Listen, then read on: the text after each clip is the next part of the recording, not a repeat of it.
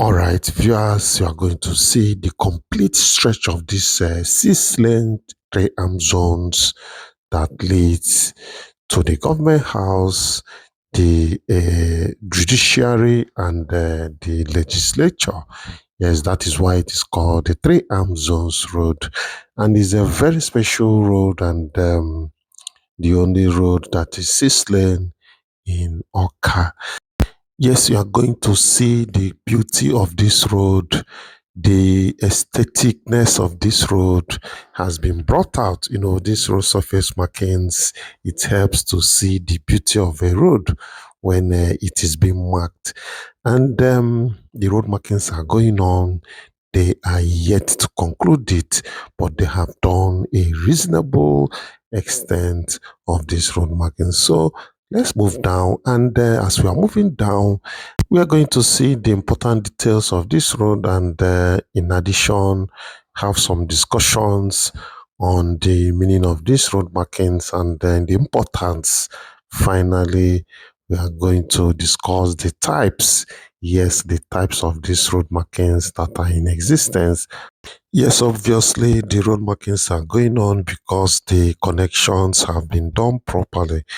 Some part of that road at that government outside entrance gate and the tower area was not connected. So now it has been connected and hence these road markings. Yes, you see these adjoining roads, these important adjoining roads along where government has built new road. I want to also remind us that it is important that the government, while constructing road like this, especially special roads like this, they should attend to this red mud adjoining roads that are not tarred, even if just to tar them like 20 meters. Did I say 20? Okay, like 20 meters, 30 meters is okay. It's going to reduce the influx of red mud on a tarred road like this, helping to spoil the road markings and making the road to look very dirty and sandy. Yes, I believe that it's going to help us a big deal and it's going to make our road to be neater. Just it may not be on all roads, but if possible, if they can be doing it on all their roads, it will be very wonderful. 10 meters, 20, 30 meters from the major road, any adjoining road can be, asphalted to that extent to keep the major road in good shape. Yes, I decided to walk at the middle of this place so that I will see the whole entire stretch of road the way it is. Yes, it's very obvious. This road is a three-lane road with an emergency parking at the extreme right. You can see where the vehicle parked here. That is an emergency parking space for vehicles that have issues or you want to attend to something before you roll back into the major road. Yes, everywhere is shining now along this place, and people are enjoying the movement on this road. No doubt, people are going to be speeding, as I have witnessed on this road. Well, I think they know what to do to get that in order. If not, people will be speeding as if they are moving on the expressway. Another important point I want to raise is in respect of these road markings.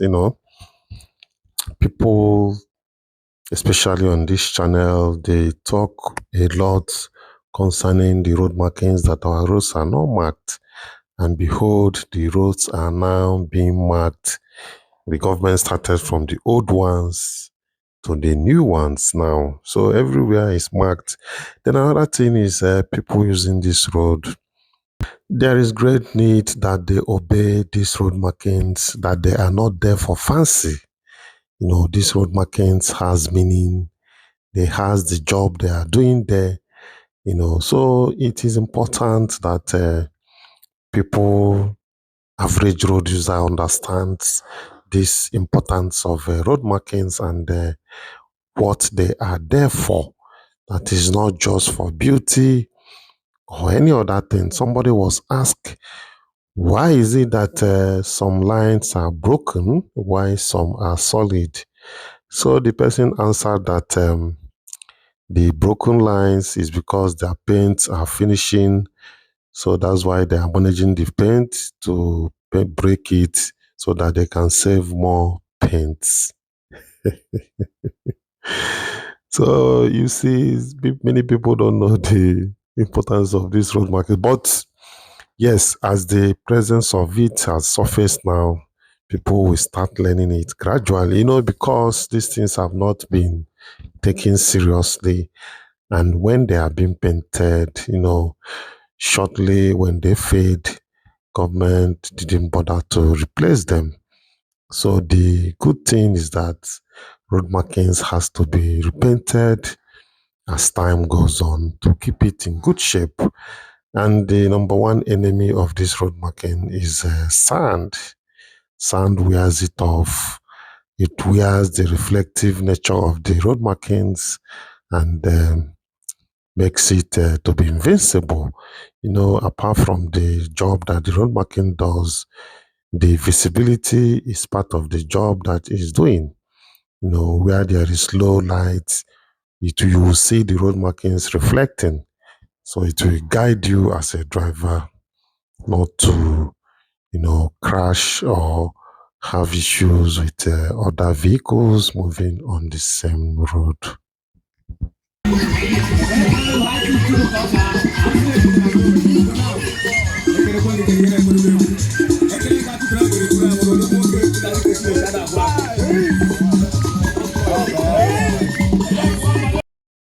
I just allowed you guys to hear the background sound of what was going on here.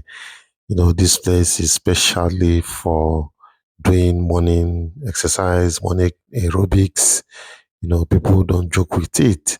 This is where they gather every morning to have their aerobics. And people are enjoying it a lot. They use the entire stretch of this road to do their aerobics. Yes, like I said, there are importance of the road surface markings, and it plays a crucial role in ensuring safety, efficiency, and organization on roadway.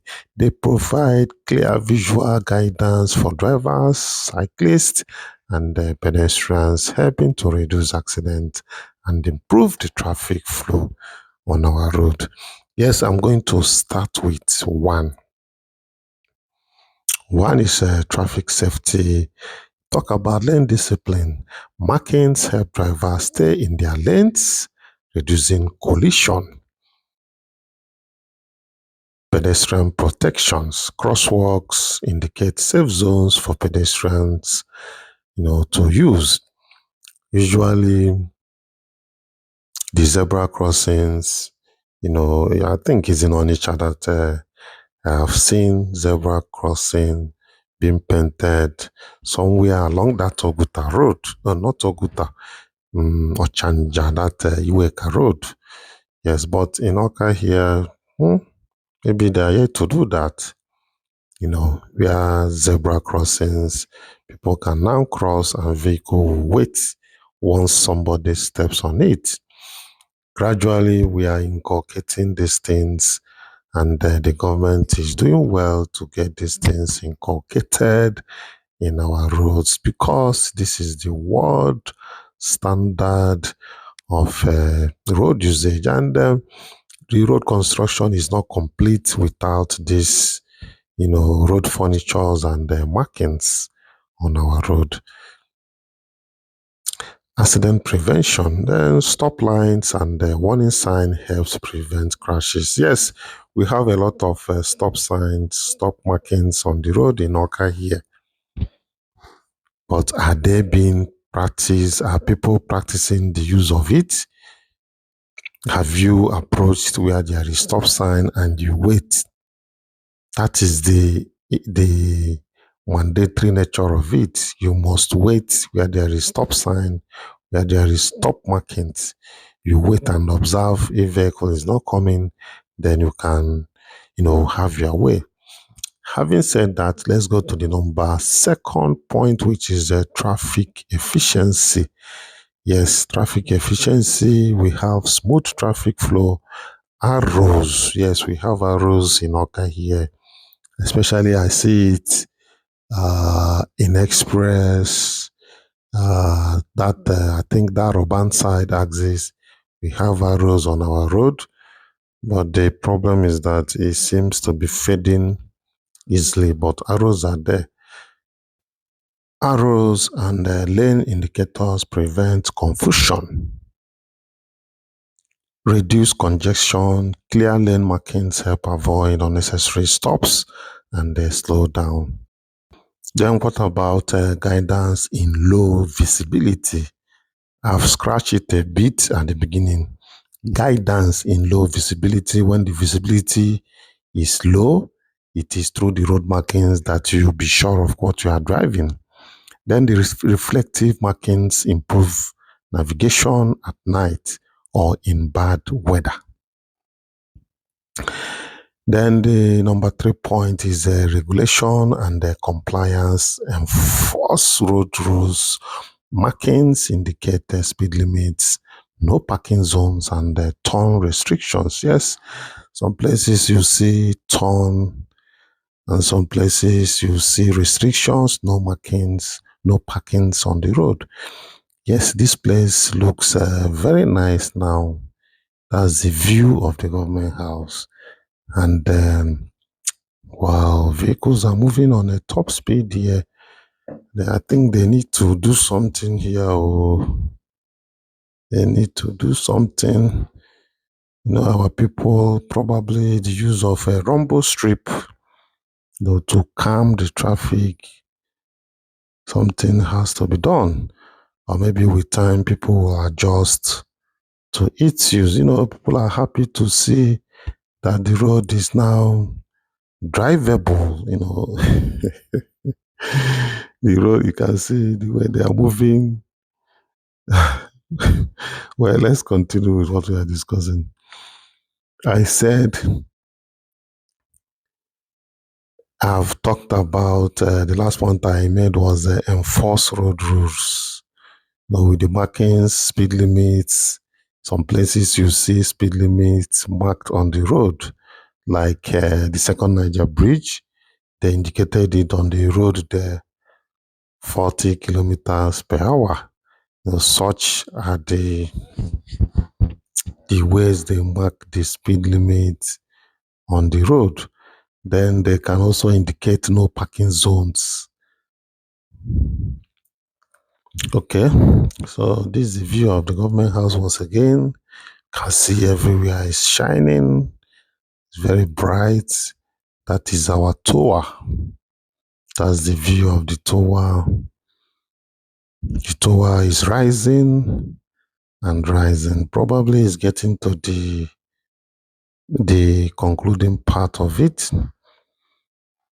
Like I said, it's a very beautiful tower. So let's see how it goes until completion. Then we'll see exactly the way the tower is looking. And like they said, it's going to have some lights on it. There are some lights, designed to go along with the tower and, to enhance the aesthetic nature of it. So you can see the roundabout. I was saying since there will be a roundabout here. So this is the roundabout. It is now marked, well marked. And the rules for use of roundabout still applies anywhere you see roundabout. You wait for the traffic already on the roundabout at the left to go before you enter. That's the way it goes. Yes, the entire place is quite spacious. Very, very spacious indeed. Yes, as usual, when we see something, we say something. Yes, most places have this kind of road cap, just like this, and the walkway is below the level of the road cap. Yes, it will, leave the walkway, expose the walkway to damage easily. This period that the kind of road caps that they are doing is not as solid as the ones they are doing before. But this time is very, very soft, and it can easily break into crumbles. So this kind of construction, they need to look into it. The walkways are supposed to be at the top level of the road cap, while the drainage is under it. That is the way to safeguard the walkways and the road caps. If not, just give the road caps some times. They will all, or majority of them, will be pulled off. We must need to review the drainage system, the way we construct our drainages. We need to review them and the way we construct our walkways. If not, later, it must be reviewed the way I'm seeing it, because some things are not perfectly done. Yes, I personally have two important things in mind when it comes to urban renewal. Yes, and urban renewal is part of the agenda of the present administration. Assessing what the government has done so far, the government led by Professor Charles Soludo, you can see that he has done well, so far, assessing the different jobs and different initiatives he has introduced in the state. Well, I might be saying the things that are needed to be done, but that does not mean that the government is not working very hard to get Anambra in top gear. And the governor is doing so well to get that achieved. However, does not mean that we cannot say other things that are needed to be done, because these are part of democracy, and these are part of development that we are talking about. So we must bring to the notice of the government some things that we feel that they are important to be done. Yes, this is the roundabout in front of the new government house entrance gate, and the work is nearing completion gradually. I know that maybe a kind of sculptural work will be in front of that place. Maybe they will come and drop it and make it to be fixed on that center of the roundabout base. Yes, there is a speed breaker here for those that don't want to obey the traffic rules. There is a speed breaker here that must bring you to a halt, almost to a halt. Then you maneuver it and make your way. Yes, thank God for that speed breaker, because some people will never mind to use about 70 kilometers per hour to pass this place. And invariably, the road is very smooth and sweet to drive on. So sometimes they forget themselves and they will speed off, throwing cautions to the wind, forgetting that this is the front of the government house, the number one citizen of Anambra State, where his office is located. This thing you are looking at now, this building over the fence, that's the security buildings. You have it right around inside this government house premises. So that is where they are watching the fence, anything that is happening around here. Of course, there should be a CCTV camera that will monitor the fence, and human being also will assist. So we are moving towards the back of the government house road. Yes, the road markings are yet to be done here, as you can see, but they have, you know, put the dotted ones. The dotted ones will serve as a guide to the major road markings.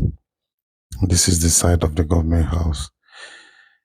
Yes, I was saying something about two things that is very personal to me, and except if the governor or the government at that point or at that time are very, very grounded and to take the bull by the horn, to take these actions, that these two important actions I want to say now. One is reconstructing our drainages the way it is supposed to be. I know many people will not find these things that I'm saying now very funny. They will look at it as very offensive, but it is not.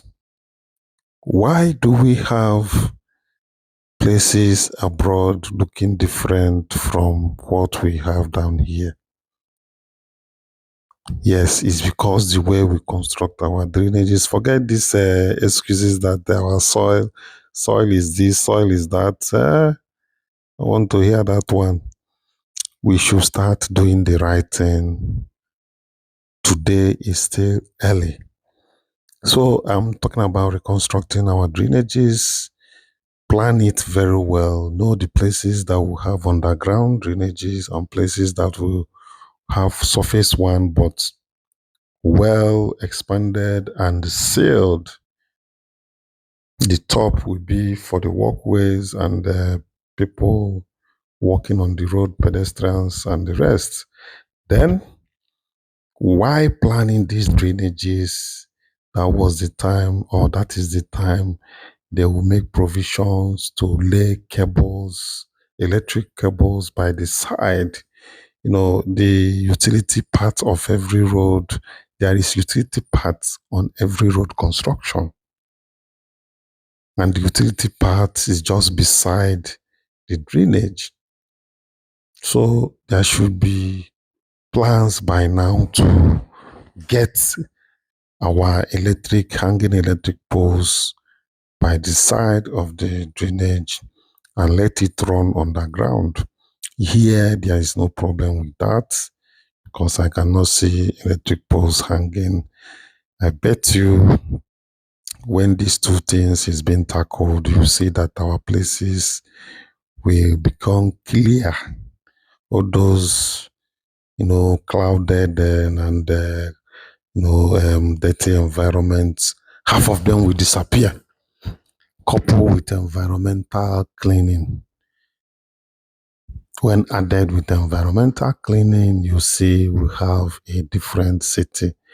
These two or three basic things are needed. But I'm not saying that what the governor is doing is wrong. Okay, like here now, this is an adjoining road. They ought to have asphalted it at least to like 10 meters inside to prevent and safeguard this particular road. That's the way it is done. That's why when we say beggar is an experienced contractor, and people say that they are very expensive, but some eastern states are employing them to work for them. There are some high-brew roads that you need them to get it done for you. Yes, and you can share other ones for the other contractors. So, like I was saying, those two things I mentioned, they are vital. But the Soludo administration or other governors, what they are doing, they've done their own part.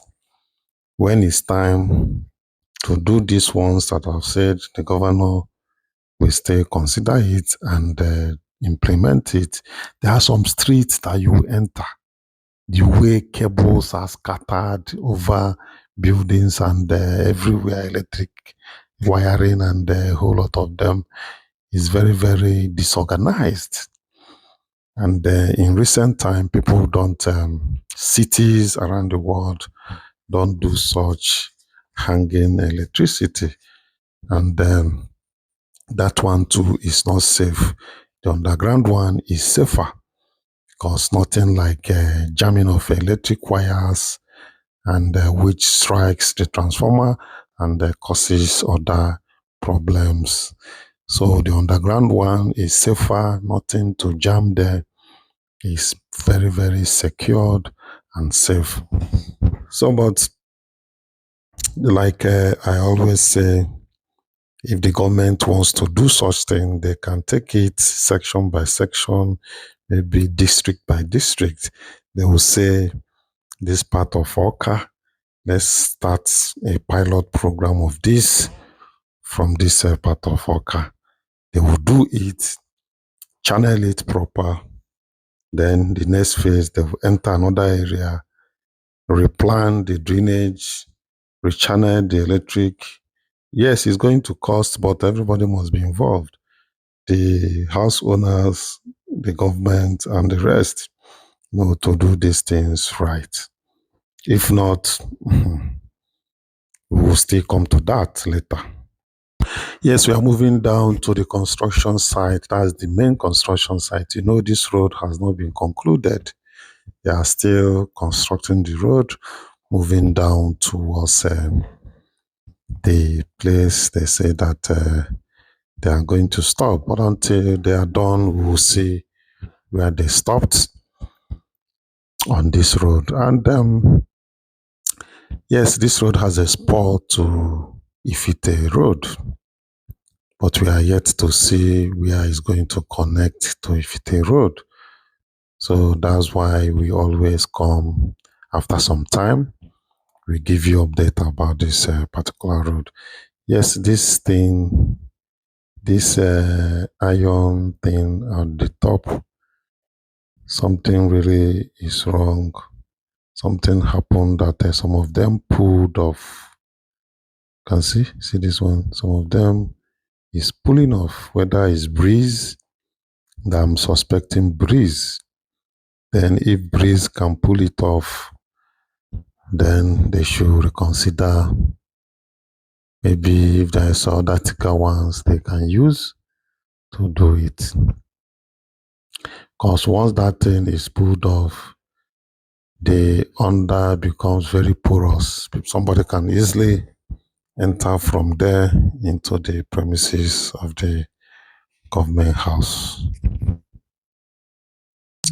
Yes, earlier on we were talking about the importance of these road markings, and let me just run it down before we enter another thing. Then there is legal clarity where there is road markings. It helps the law enforcement people, when a kind of accident or crash occur from the road markings, you will know what really happened. You can watch the skid mark or tire prints and the rest of them. And from there, you can be able to judge what has happened and who violated the offense. Like these places needs to, get tarred, get asphalted, like 10 meters inside. Then another important thing is enhanced drivers awareness, hazard warnings, markings, highlight sharp curves, pedestrian crossings, and railway tracks. Then a road surface marking can help in speed control. Rumble strips and painted speed limits encourage cautious driving. Yes, having said that one, well, you can still permit me to let you know the types of road markings that we have, or do we just forget it? Okay, let me just see if I can chip in some of them so that by the time we get to where they are constructing, we'll continue with what is going on there. So now let's look at the road markings that we have. And you know that this thing serves as a guide to drivers and regulate traffic. They are categorized into longitudinal markings, transverse markings, object markings, special markings, and parking markings. Then the longitudinal markings, that's lines along the road. These divide lanes and they regulate movement along the roads. That's the longitudinal marking. What about the type of longitudinal marking? We have center lines, single broken lines. Passing is allowed. That's where you see single broken lines like the ones we saw as we are coming. Passing is allowed when safe. That's the meaning. You can cross it when it's safe. Then single solid line, no passing unless necessary. Cannot cross the single line, solid lines, except when it is very, very necessary. Then you talk about double solid line. Double solid line.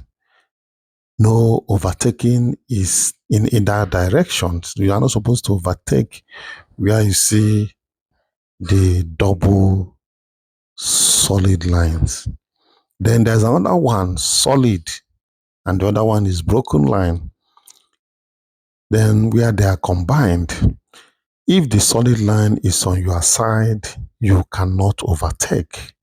Then if the broken line is on your side, then you can overtake when safe. You see the differences? Then the lane markings, broken white lines separate lanes in the same direction. Changing lanes is allowed.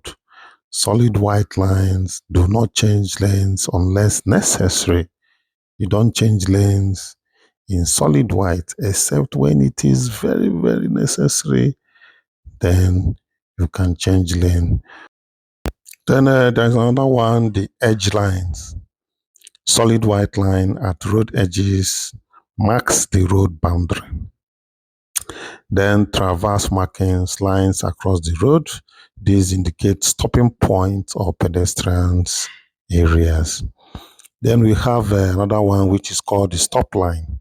You see it all over in Awka. A thick solid white line before intersection or stop sign, indicating where vehicle must stop, give way. That's a yield line. Series of triangular markings at an intersection, instructing drivers to slow down and give priority to others. That is, having said that, pedestrian crossway, zebra crossing, parallel white stripes indicating where pedestrians have the right of way. Yes, that is pedestrian crossing. You see it some places.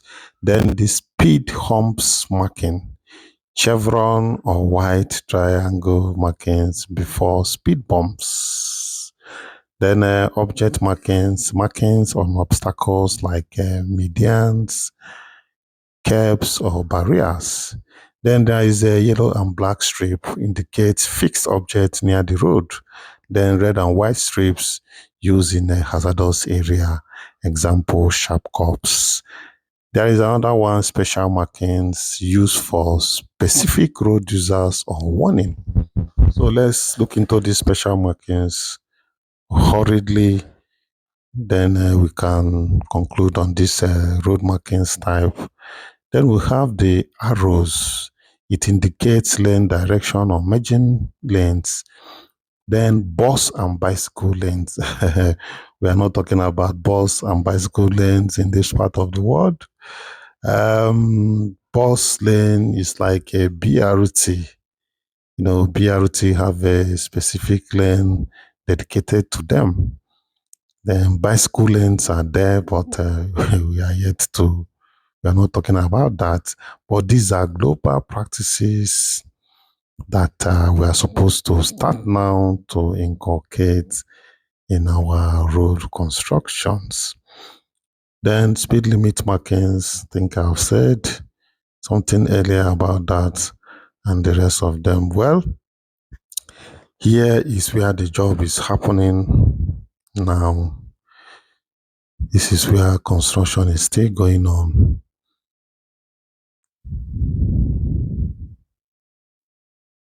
You can see they are on the drainage construction. Maybe somewhere here they say the road is going to lead to Ifite. But we are watching. Ours is to give update concerning these routes.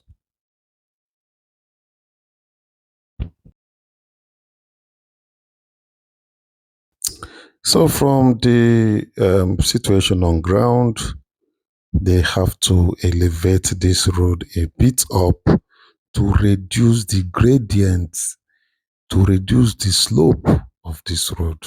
If they had followed the natural path of this area, then it's not every vehicle that can climb this hill to the government house side. So they need to reduce the slope by adding up the height on the road.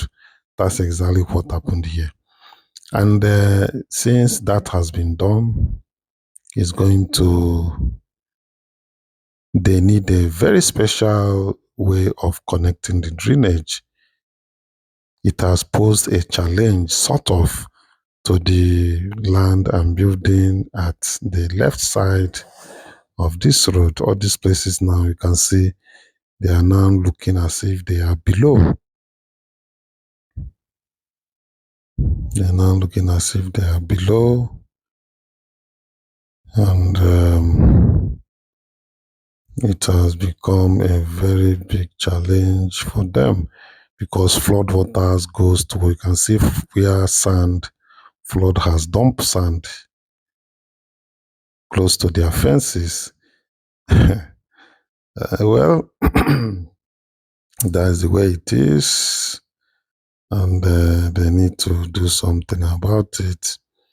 Either they rechannel the water properly to a stream. I know there is one stream down there, just little stream that water passes. Well, let's see what they are going to do, but I know that they ought to handle that perfectly and as professionals.